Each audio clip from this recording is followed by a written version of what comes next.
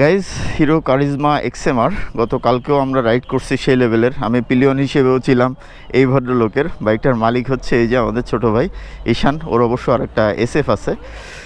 ওর সুবাদেই বাইকটা আমি এক্সপিরিয়েন্স করতে পারছি। ওর কল্যাণেই বাইকটার ফুল একটা রিভিউ দিব, যে কারণে অনেক এক্সপেরিমেন্ট করছি। কারণটা হচ্ছে আমি চাচ্ছি হিরো কারিজমার একেবারে সব কিছুর রিয়েলিটি তুলে ধরতে। যে আমারও ফার্স্ট ইমপ্রেশন, ফার্স্ট যেদিন রাইড করি একটু মনে হয়েছিল যে যথেষ্ট প্রবলেমেটিক। এরপরে যখন আরও অনেক রাইড করলাম তখন আমার কাছে আস্তে আস্তে বাইকটা আসলে অনেক দিকগুলোই খুব ভালো লাগতে থাকে। স্পেশালি কী কী জিনিস আমার ভালো লাগছে, খারাপ লাগছে বা ইন ডিটেলস সব কিছু হচ্ছে রিভিউতে প্রকাশ করব। এখন আমরা বাইকটা নিয়ে যাচ্ছি, এটার ফার্স্ট সার্ভিসিং হবে। মিটারটা যদি আর একটু বড় হইতো না, দিনের বেলায় ভিজিবিলিটিটা ভালো লাগতো। দেখেন, এটার M বাটন চাপ দিলে এইখানে কি আসে, সার্ভিস ডিউ। মানে সার্ভিস ডিউ হওয়ার পরেও আমরা 102 কিলোমিটার চালিয়ে ফেলছি। Battery 12.3 volt. অনেক ইনফরমেশন আছে, গিয়ার ইন্ডিকেটর আছে, সব কিছু আছে। এই দেখেন স্টার্টের সিস্টেম। এটা হচ্ছে ইঞ্জিন কিল সুইচ। অন করলাম, এবার এটা চাপ দিলে স্টার্ট হয়ে যাবে।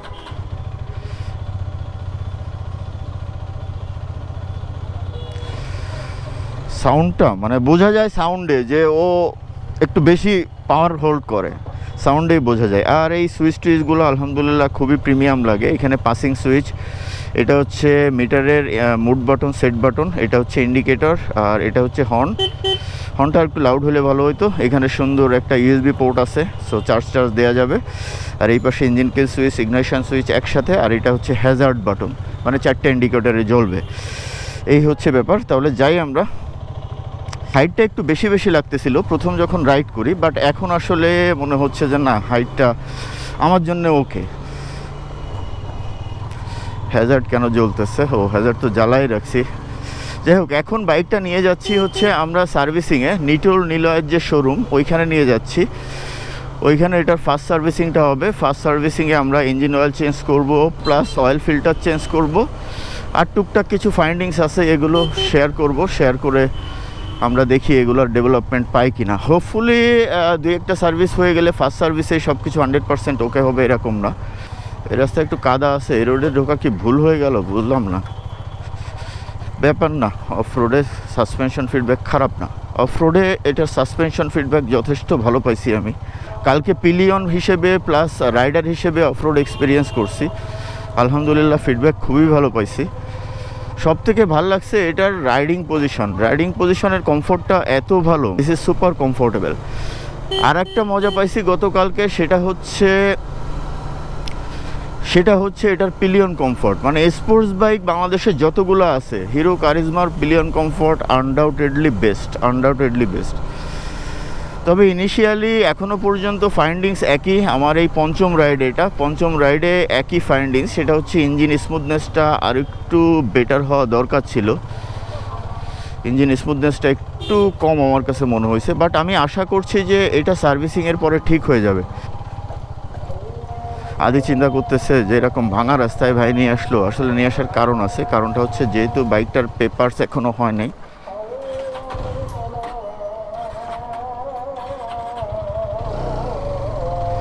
এইটা হচ্ছে এই বাইকটার একটা প্রবলেম। দেখেন, একেবারে খুব মানে কি বলে, সিম্পল অবস্থায় স্টার্টটা বন্ধ হয়ে গেল। আমি বেশ কয়েকবার এই প্রবলেমটা ফেস করছি যে বাইকটার স্টার্টটা ছেড়ে দেয়। আইডেল আরপিএমে কোনো সমস্যা আছে কি না? আইডেল আরপিএম দেখলাম 1500ই থাকে। এটা আমি একটু বাড়িয়ে নিব আজকে, বলবো 1800 করে দেন, তাহলে হয়তো এই প্রবলেমটা সলভ হয়ে যাবে। বাট এটা একেবারে মিনিমাম প্রবলেম। আমার ফার্স্ট রাইডের দিন 5 বার স্টার্ট বন্ধ হয়েছিল। আমি তো অবাক হয়ে গেছি যে কী ব্যাপার ভাই, এরকম একটা FI বাইক আর আমি রাইড করতেছি, সেখানে স্টার্ট বারবার বন্ধ হয়ে যাচ্ছে কেন? যাই হোক, এই যে হচ্ছে নিটোল নিলয় শোরুম, চলে আসছি আমরা।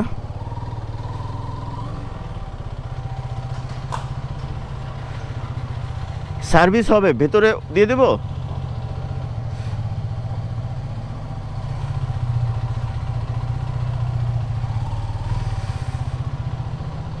এইখানেই সম্ভবত উঠাবে। এইখানে এক ভদ্রলোক আছেন, উনি হচ্ছে কারিজমার ব্যাপারে ট্রেন্ড। সো আশা করতেছি উনি ভালোই সার্ভিস করবেন, বা আমরা যে ফাইন্ডিংসগুলো নিয়ে আসছি ফাইন্ডিংসগুলো সলভ হবে। এই ইয়েলো কালারটাই আমার কাছে বেস্ট লাগছে। আপনি তো আপনি সম্ভবত আমাদের একমাত্র ভদ্রলোক যে কারিজমা নিয়ে ট্রেন্ড, তাই তো? ভুল বললাম না তো? সো এই হচ্ছে আমাদের হিরোর একমাত্র ভদ্রলোক। এর আগেও খুলনাতে যতগুলো কারিজমা সেল হয়েছে basically he is servicing those bikes, আর আজকে আমাদেরটাও সার্ভিস করবে। এই যে হচ্ছে চাবি। যে আরেকটা ব্যাপার হচ্ছে, ফার্স্ট ব্যাপার হচ্ছে এটা আপনার সঙ্গেও শেয়ার করতেছি, ভেতরে আমি বলবো, সেটা হচ্ছে আমাদের স্ট্যান্ডটা দেয় নাই, মিডল মাঝখানে যে স্ট্যান্ডটা থাকে, ডাবল স্ট্যান্ডটা দেয় নাই। এটার জন্য করণীয় কি আমাদের?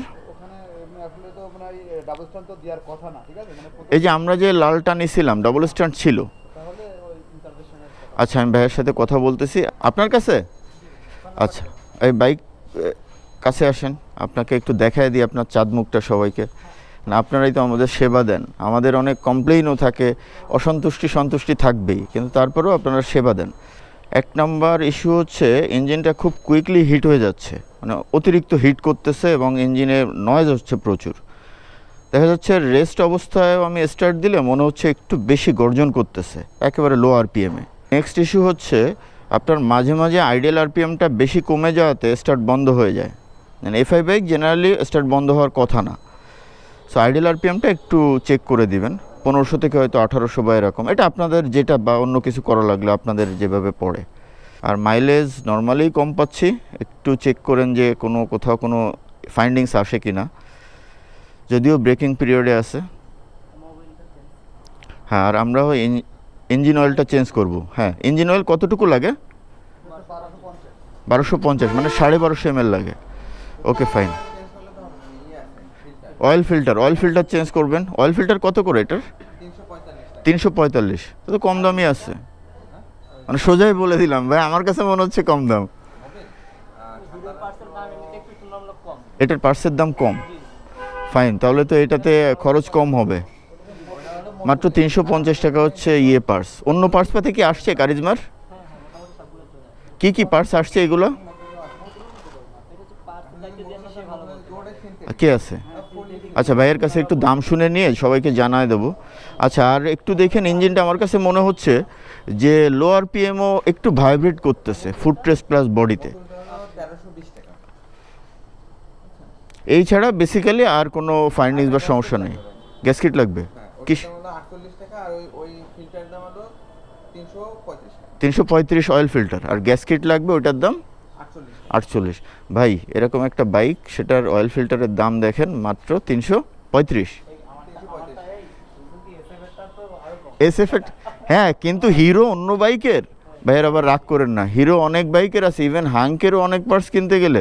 আরে ভাই, আমি প্লাটিনার একটা ক্যাবেল চেঞ্জ করলাম 575 টাকা দিয়ে, প্লাটিনার ক্যাবেল, পুরো গলা কেটে ছেড়ে দিচ্ছে। তো এইটার হিসেবে তো আমার কাছে N160 অয়েল ফিল্টারের দাম হচ্ছে কত? 455 বা 555 এরকম। তো সেই হিসেবে অনেক বেটার না 160 সিসি। আর এটা তো এটাই, কিছু পার্টস আছে দাম বেশি, যেমন হিরো থ্রিলার ব্রেক প্যাডের দাম কত পেছনেরটা? এই যে বলেন কত না, বলেন কত? 2600। ভাই, হিরো থ্রিলার 2600 টাকা ব্রেক প্যাড। ভাই, এখন আরেকটু ধারণা দিবেন, সেটা হচ্ছে যেমন হিরো কারিজমার অনেক কিছুর দাম আমি দেখলাম কম্পারেটিভলি একটু রিজনেবল। তো কোন পার্টসের কী দাম যদি একটু আইডিয়া দিতেন, তো একটু চেক করে বলা সম্ভব যে এটার এত দাম, এটার এত দাম।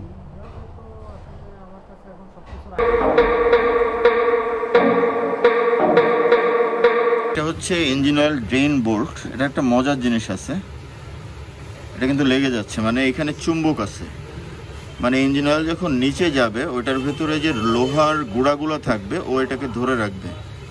সো কারিজমার আরেকটা কুল ফ্যাক্ট পেলাম।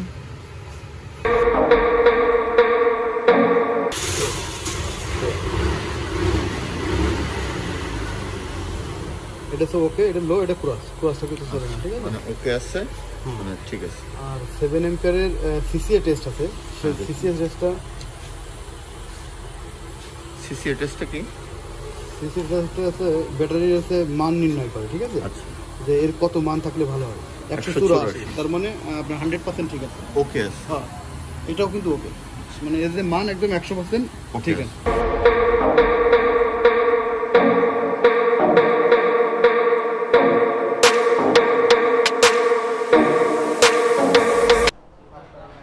একটা আনএক্সপেক্টেড ঘটছে, মানে ভালো ব্যাপার। সেটা হচ্ছে আসার পরে আমরা ডিসিশন নিয়েছি হচ্ছে এটার ইসিইউ আপডেট করব।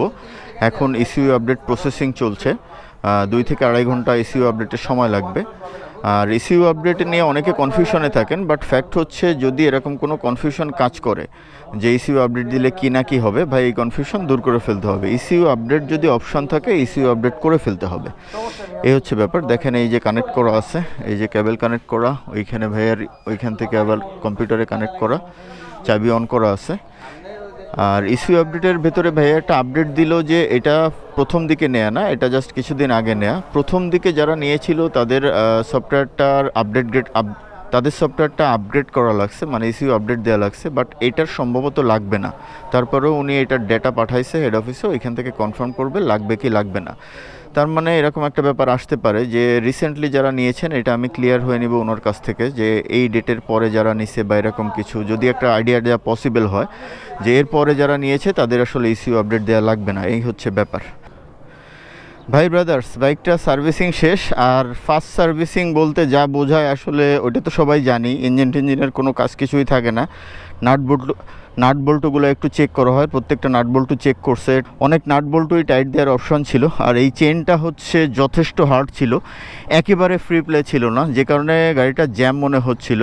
চেনটা এখন অ্যাডজাস্ট করা হয়েছে, এই যে দেখেন, আর চেনে লুপ করা হয়েছে, আর টুকটাক কিছু কাজ করা হয়েছে। আর ইসিইউর ব্যাপারটা হচ্ছে ইসিইউ আপডেটটা আমাদের করা লাগে নাই, কারণ হচ্ছে যারা প্রি বুকিংয়ে বাইক পেয়েছেন তাদের হচ্ছে ইসিইউ আপডেট করা লাগবে।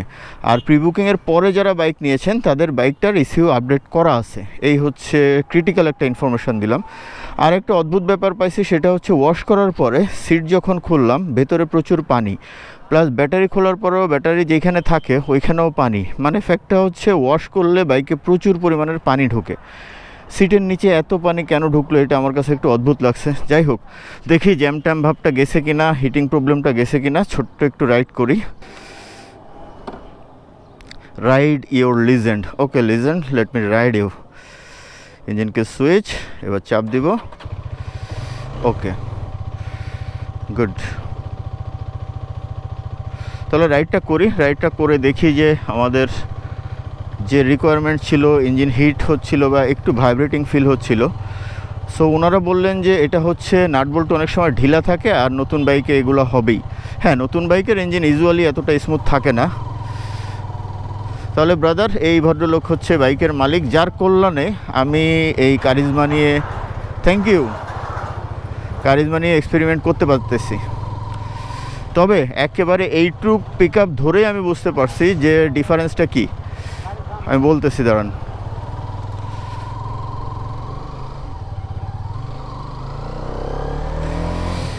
ইয়েস, বাইকে যে জ্যাম ভাবটা ছিল ওই জ্যাম ভাবটা একেবারেই নাই, এখন অনেকটা স্মুথ মনে হচ্ছে। বেসিক্যালি চেন যেহেতু একেবারে ফ্রি প্লে ছিল না চেনে, যে কারণে মনে হচ্ছিল জ্যাম জ্যাম একটা ভাব, এই ভাবটা একেবারেই চলে গেছে। আর এটার পাওয়ার টর্কি, আরে বাবা, আমরা যে জেনারেলি 150 সিসির বাইকগুলো চালাই, এই 150 সিসির বাইকগুলোতে একটা বেসিক প্রবলেম ফেস করি। ওই বাইকগুলোতে 3rd 4th গিয়ারে যে ধরনের পাওয়ার ডেলিভারি পাই, আর এই 200 বা 250 সিসির বাইকের সাথে বেসিক ডিফারেন্স হচ্ছে যে এটা 2, 3, 4 গিয়ারে স্পেশালি যে লেভেলের পাওয়ার ডেলিভারি দেয়, ভয়ঙ্কর লেভেলের পাওয়ার ডেলিভারি, ভয়ঙ্কর লেভেলের। মানে রীতিমতো আপনি যদি অভ্যস্ত না হন ভয় লাগবে যে এই কি এত কুইক এক্সেলারেশনটা হয়, যেটা আমার কাছে জোস লাগছে। ইঞ্জিন স্মুথনেস আমি আগের থেকে অনেকটা বেটার পাচ্ছি, স্মুথ হয়েছে, বাট তারপরেও ফুট রেস্টে বা ইঞ্জিনে হালকা ভাইব্রেশন যেটা ছিল ওইটা এখনও পর্যন্ত পাচ্ছি। এটা আসলে কেন হচ্ছে বুঝতেছি না, বাট ডেফিনেটলি একটা এক্সট্রা ভাইব্রেশন টাইপের বা এক্সট্রা একটা জ্যাম জ্যাম ফিল আসতেছিল, ওইটা নাই, ওইটা চেনের জন্য আসতেছিল। বাট এই যে এখানে কিন্তু ভাইব্রেশন ফিল করতেছি, ফুট রেস্টেও ভাইব্রেশন ফিল করতেছি।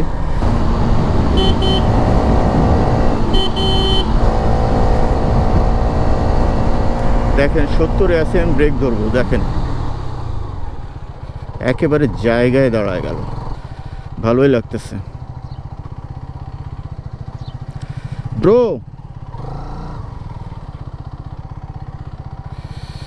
সেই সেই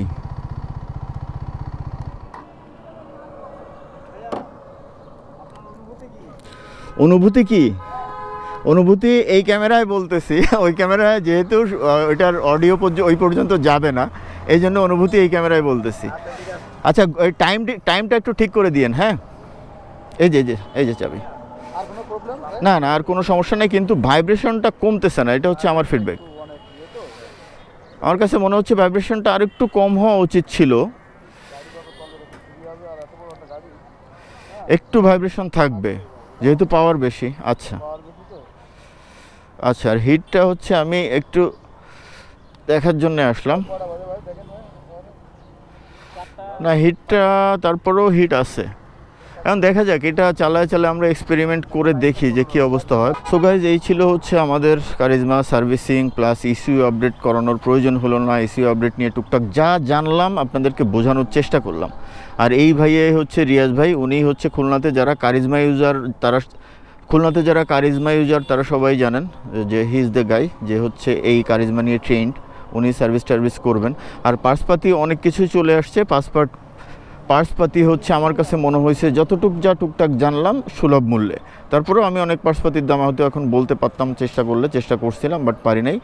বাট আজকে যা করলাম, আজকে এয়ার ফিল্টার চেঞ্জ করলাম, গ্যাসকেট নিলাম, আমার কাছে এয়ার ফিল্টারের দাম রিজনেবলি মনে হয়েছে যে 200 সিসি হিসাবে। সো ঠিক আছে ঈশান সাহেব, তাহলে আমরা এখন কি করব, কোথায় যাব? বাসায় গিয়ে ঘুম দেব? ওকে, তাহলে আমরা একটু চা খেয়ে তারপরে বিদায় নিই। ওকে, থ্যাংক ইউ ভাইয়া, থ্যাংক ইউ। আপনি একটু রাইট দিয়ে দেখেন কি অবস্থা, আর না হলে চলেন চা খাই তারপরে একবারে চলে যান। এই গ্রাফিক্সটা করছে, ভালো লাগতেছে, এটা আমার কাছে সুন্দর লাগছে।